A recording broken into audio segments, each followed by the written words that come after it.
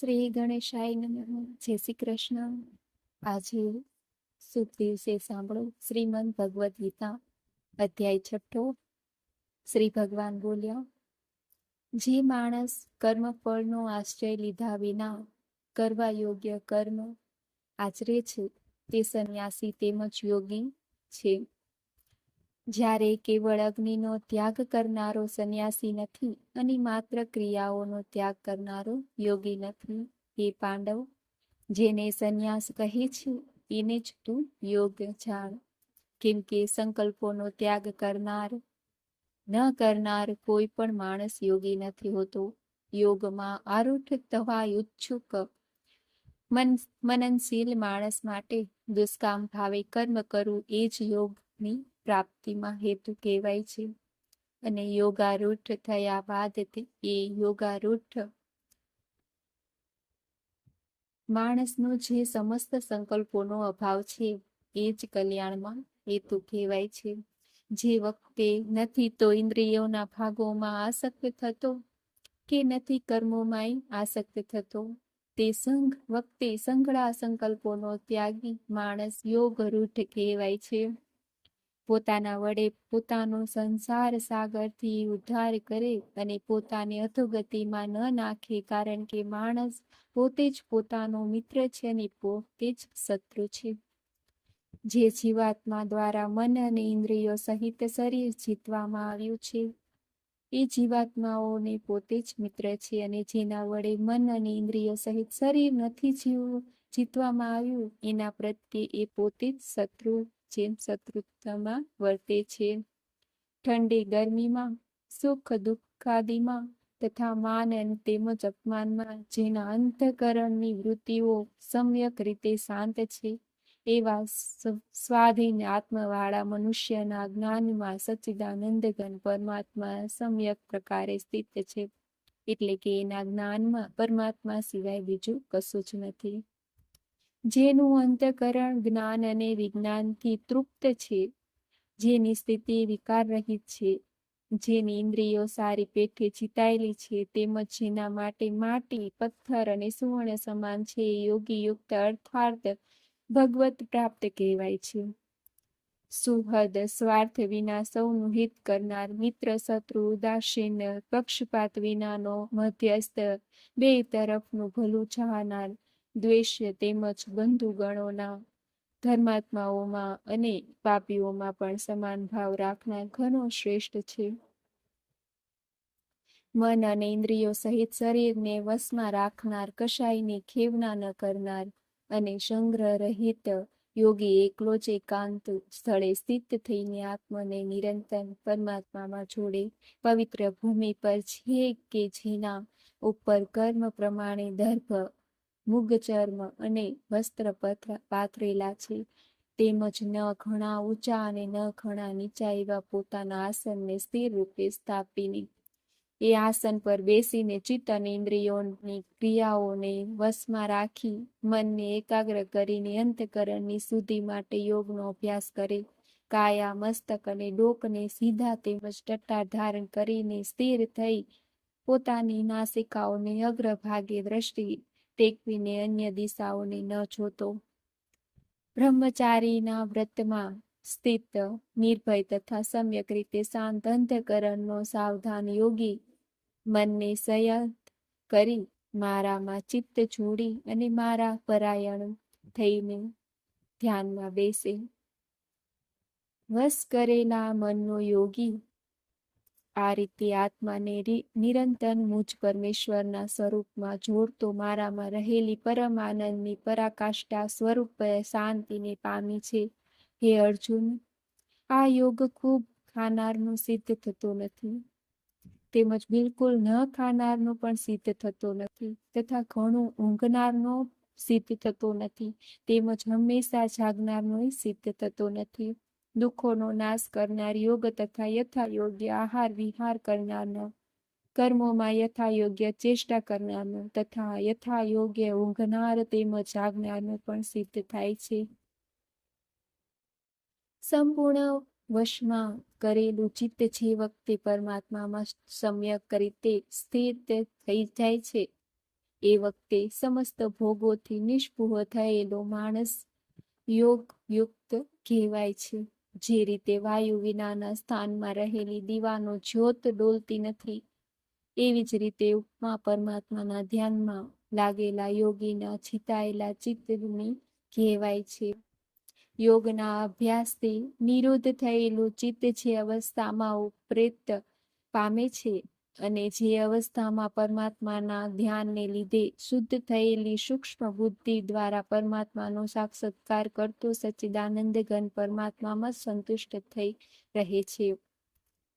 ઇન્દ્રિયોથી અતીત માત્ર શુદ્ધ થયેલી સૂક્ષ્મ બુદ્ધિ દ્વારા ગ્રહણ થઈ શકે એવા જે અનંત આનંદ છે, એને જે અવસ્થામાં અનુભવે છે અને જે અવસ્થામાં સ્થિત આ યોગી પરમાત્માના સ્વરૂપથી કદી વિચલિત થતો નથી, પરમાત્માની પ્રાપ્તિ રૂપી જે લાભને પામીને એનાથી વધુ બીજા કશા લાભને નથી માંગતો અને પરમાત્મા પ્રાપ્તિ સ્વરૂપ જે અવસ્થામાં રહેલો યોગી ઘણા ભારે દુઃખથી પણ વિચલિત નથી થતો. જન્મ મરણના દુઃખરૂપ સંસાર સાથેના સંયોગથી જે રહિત છે તથા જેનું નામ યોગ છે, એને જાણવું જોઈએ. એ યોગ નહીં કંટાળેલા અર્થાત ધૈર્યશીલ અને ઉત્સાહી ચિત્તથી નિશ્ચયપૂર્વક કરવો જોઈએ. સંકલ્પથી ઉત્પન્ન થતી સંઘળી કામનાઓને સમૂળે ત્યજીને તેમજ મન વડે ઇન્દ્રિયોના સમુદાયને બધી બાજુથી સમ્યક રીતે રોકીને કર્મે અભ્યાસ કરતો ઉપરહિત રતિને પામી તથા ધૈર્યશીલ બુદ્ધિ દ્વારા મનને પરમાત્મામાં સ્થિત કરીને પરમાત્મા સિવાય બીજા કશાયનું ચિંતન ન કરે. આ સ્થિર ન રહેનારું અને ચંચળ મન જે શબ્દાદી વિષયના નિમિત્તે સંસારમાં વિસરે છે, તે વિષયમાંથી રોકીને એને વારંવાર પરમાત્મામાં જ નિરુદ્ધ કરવું. કેમ કે જેનું મન સમ્યક રીતે શાંત છે, જે નિષ્પાપ છે અને જેનો રજોગુણ શાંત થઈ ચૂક્યો છે, એવા સચ્ચિદાનંદ ઘન બ્રહ્મની સાથે એકાત્માને પામેલા યોગીને ઉત્તમ આનંદ પ્રાપ્ત થાય છે. હે પાપ વિનાનો યોગી આ પ્રમાણે નિરંતર આત્માને પરમાત્મામાં જોડતો સુખેથી પરબ્રહ્મ પરમાત્માની પ્રાપ્તિ સ્વરૂપ અનંત આનંદનો અનુભવ કરે છે. સર્વવ્યાપી અનંત ચેતનમાં એકાત્મ ભાવે રહેવા રૂપી યોગથી યુક્ત આત્મવાન તેમજ સોમાં સમભાવે જોનાર યોગી આત્માને સર્વભૂતોમાં રહેલો અને સર્વભૂતોને આત્મામાં કલ્પિત જુએ છે. જે માણસ સંઘળા ભૂતોમાં સૌના આત્મારૂપ મુજ વાસુદેવને જ વ્યાપેલ જુએ છે અને સંઘળા ભૂતોને મુજ વાસુદેવની અંતર્ગત જુએ છે, એને માટે હું અદ્રશ્ય નથી હોતો અને એ મારે માટે પણ અદ્રશ્ય નથી હોતો. જે માણસ એકાત્મ ભાવમાં સ્થિત થઈને સર્વભૂતોમાં આત્મરૂપે રહેલા મુજ સચ્ચિદાનંદ ઘન વાસુદેવને ભજે છે, એ યોગી સર્વે રીતે વર્તવા છતાં મારામાં જ વર્તે છે. હે અર્જુન, જે યોગી પોતાની જેમ જે રીતે માણસ પોતાના મસ્તક, હાથ, પગ અને ગદા વગેરેની સાથે બ્રાહ્મણ, ક્ષત્રિય, શુદ્ધ અને મલેચ્છ વગેરે જેવી વર્તણૂક કરવા છતાં પણ એમનામાં આત્મભાવ એટલે કે પોતાપણું સમાન હોવાને લીધે સુખ અને દુઃખની સમાન જ જુએ છે, એ જ રીતે સંઘળા પ્રાણીઓમાં જોવું પોતાની જેમ સમ જોઉં છું. સંઘળા ભૂતોમાં સમ જુએ છે તેમજ સુખ અથવા દુઃખીને બધા સમ જુએ છે, એ યોગી પરમ શ્રેષ્ઠ મનાયો છે. અર્જુન બોલ્યા, હે મધુસૂદન, જે આ યોગ આપે મને સમભાવે કહ્યો, મન ચંચળ હોવાને લીધે હું આની નિત્ય સ્થિતિને નથી જોતો. કેમ કે હે શ્રી કૃષ્ણ, મન ઘણું ચંચળ પ્રમથન સ્વભાવનું અત્યંત દ્રઢ અને બળવાન છે. આથી એને વશમાં કરવાનું હું વાયુને રોકવાની પેઠે ઘણું દુષ્કર્મ માનું છું. શ્રી ભગવાન બોલ્યા, હે મહાબાહો, નિસંદેહ મન ચંચળ તેમજ મુશ્કેલીથી વશ થનારું છે. છતાં પણ હે કુંતી પુત્ર, એ અભ્યાસ અને વૈરાગ્ય વડે વશમાં થાય છે. જેનું મન વશમાં કરાયેલું નથી એવા માણસ દ્વારા યોગ દુષ્પ્રાપ્ય એટલે કે પ્રાપ્ત થવો મુશ્કેલ છે, અને જેણે મનને વશ કર્યું છે એવા પ્રયત્નશીલ માણસ દ્વારા સાધન વડે એ પ્રાપ્ત થવું સહજ છે. આ મારો મત છે. અર્જુન બોલ્યા, હે શ્રી કૃષ્ણ, જે યોગમાં શ્રદ્ધા તો ધરાવે છે પરંતુ સંયમી નથી, એ કારણે અંતકાળે જેનું મન યોગથી વિચલિત થઈ ગયું છે, એવો સાધક યોગી યોગની સિદ્ધિને એટલે કે ભગવત સાક્ષાત્કારને ન પામતા કઈ ગતિને પામે છે?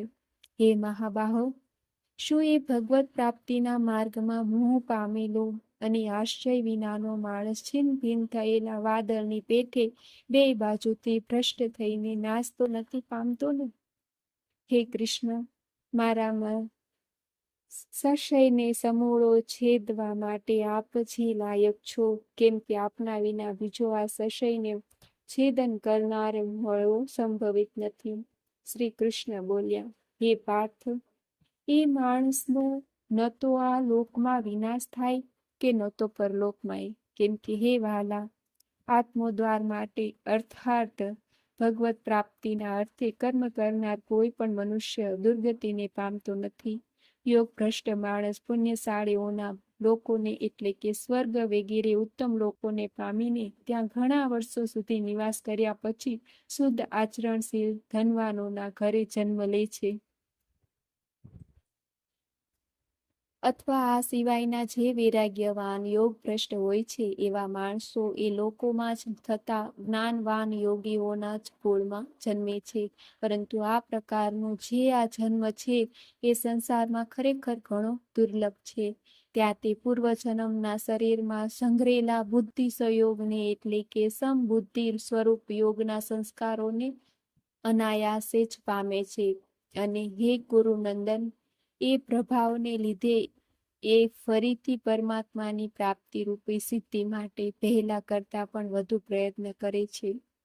તથા જે શ્રીમંતોના ઘરે જન્મ લેનાર યોગ ભ્રષ્ટ છે તે પરાધીન હોવા છતાં એ પૂર્વજન્મના અભ્યાસના બળે જ નિઃશંકપણે ભગવાન પ્રત્યે આકર્ષાય છે, અને સમબુદ્ધિ સ્વરૂપ યોગનો જિજ્ઞાસુ પણ વેદમાં કહેલા સકામ કર્મોના ફળને ઓળંગી જાય છે. પરંતુ પ્રયત્નપૂર્વક અભ્યાસ કરનાર યોગી તો પાછલા અનેક જન્મોના સંસ્કાર બળે આ જ જન્મે સંસિદ્ધ થઈ સમગ્ર પાપોથી રહિત થયા બાદ તત્કાળ જ પરમ ગતિને પામે છે. યોગી તપસ્વીઓ કરતા શ્રેષ્ઠ છે, શાસ્ત્રજ્ઞોથી શ્રેષ્ઠ મનાયો છે, અને સકામ કર્મ કરનારાઓથી યોગ્ય શ્રેષ્ઠ છે. માટે હે અર્જુન, તું યોગી થા.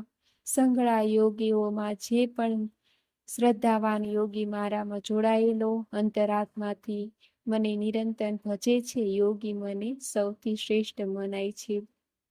ઓમ. શ્રી કૃષ્ણ અર્જુન સંવાદે આત્મસંયમ યોગો નામ ષષ્ઠો અધ્યાય. આત્મસંયોગ નામનો છઠ્ઠો અધ્યાય સમાપ્ત.